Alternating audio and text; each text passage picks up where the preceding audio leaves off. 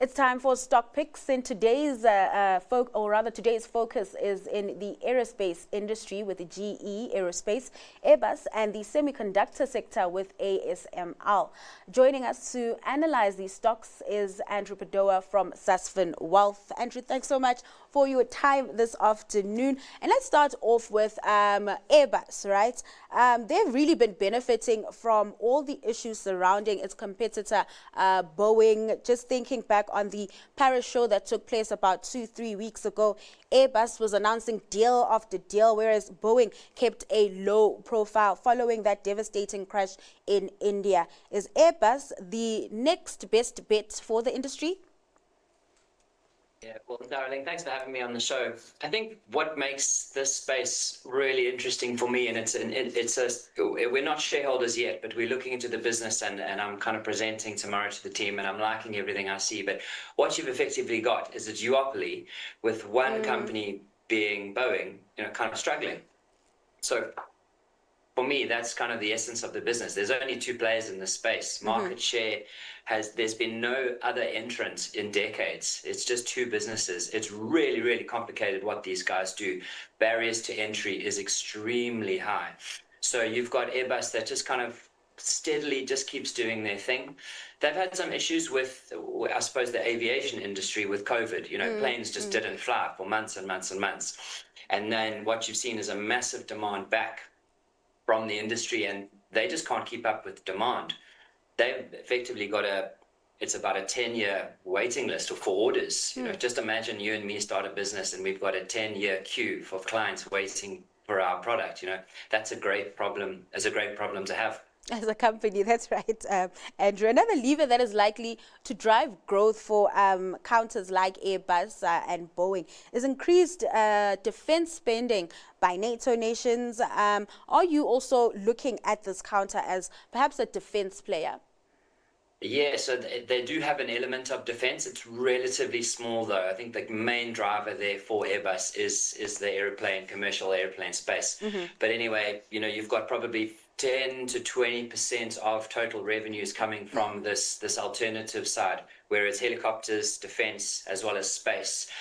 But they have flagged, though, in the last couple of reports and results that space is heating up. The competition is brewing there. You've seen Rheinmetall in Germany and BAE and Leonardo. There's quite a lot of players in this European defense sector. So they flagged it as something that's they actually need to up their game in this defense sector. And these European stocks are on fire in the defense sector at the moment. And do you think they'll penetrate that market even further, just considering that we are seeing increased defense spending?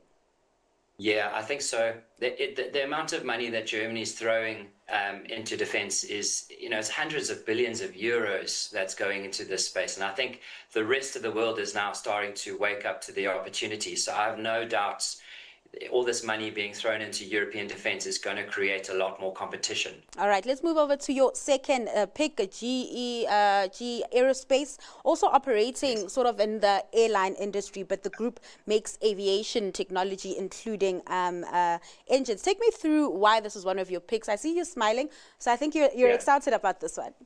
I am, yeah. So again, with Airbus, it's another business that we're looking at, and I'll probably present the following week on GE. But GE's undergone quite a lot of changes in the last couple of years. Before COVID, they were really struggling. A lot of debt. It was a big conglomerate, and you had Larry Culp that came in probably 2017, 2018, and he's a really switched-on executive from the US. And he's simplified the business. They've spun out their power division. They've spun out healthcare. So now GE Aerospace is purely a jet engine manufacturer. There's only 4 of these guys in this space. We were talking about Airbus. It's Airbus and Boeing. That's the market. In the jet engine manufacturing space, there are only 4 companies, of which GE Aerospace is one of those 4. And there's been no new entrant in 50 years. And talk to me about that. Yeah, sorry, after you. You can go on.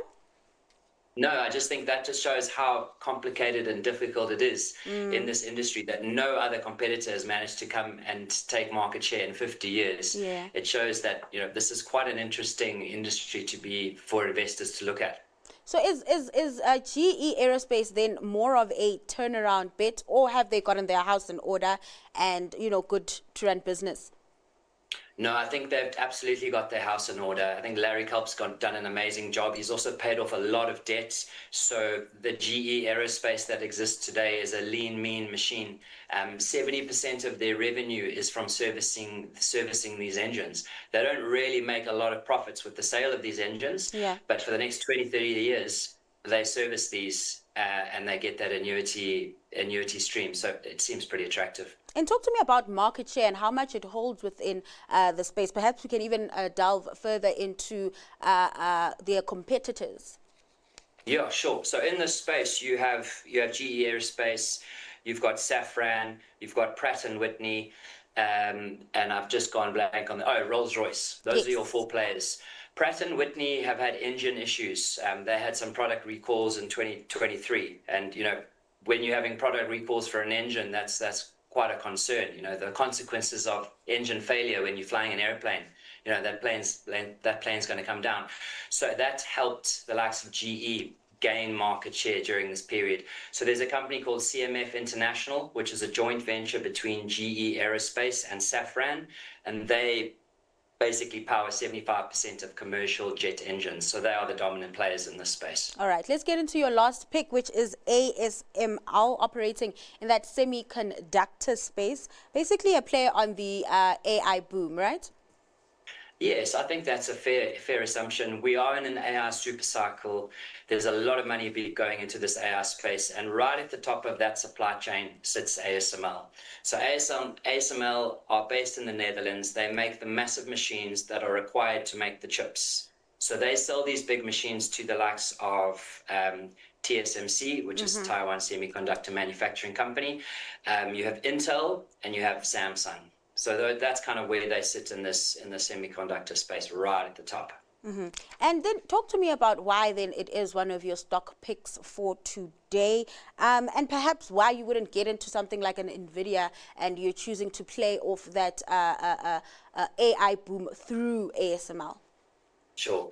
I think there's a kind of a pattern here with all the businesses I've picked, and it's basically they don't have a lot of competition. Uh-huh. And I think that's an important point. If you're a long-term investor, you want to be able to look 5 years out and have confidence with what that company can earn. And if you're investing in an ultra-competitive space, it's really difficult to kind of predict that 5-year view. But ASML, with the real top machines they basically have a monopoly in the sector. So we like the AI space, we like NVIDIA. TSMC is also a great company, but I picked ASML today. And just before I let you go then, Andrew, 2 of your stocks are European counters, right? And just your analysis around just that sector, or rather that market in particular, especially as we've been seeing a rotation outside of US stocks. Does that market present perhaps more opportunity at the moment? I think that's a fair point. And what we're doing is we're kind of scouring the world to look for any opportunities. And I think there's certainly quite a few opportunities in the European space. These businesses I've mentioned today, I don't think they're screaming cheap, but they're fantastic businesses. If we see a pullback, which I'm sure we will, especially with Trump in the White House, volatility is here to stay. Investors, we must just be prepared for that market dip, and then we can take advantage. Mm-hmm. And are you still concerned around that July 9th deadline? I mean, we've been hearing so many confusing reports around that deadline. Yeah, for the tariffs. Yes. I think, look, markets are back at all-time highs. Have kind of just brushed this off as if, everything's sorted out, which I don't necessarily think is entirely the case. So I do think we may see a bit of volatility in the next couple of weeks or months, and I don't think markets are fully, pricing or discounting that at the moment. All right, thanks so much for your time and just sharing your insights and taking us through those picks today. That was Andrew Podoa from Sasfin Wealth.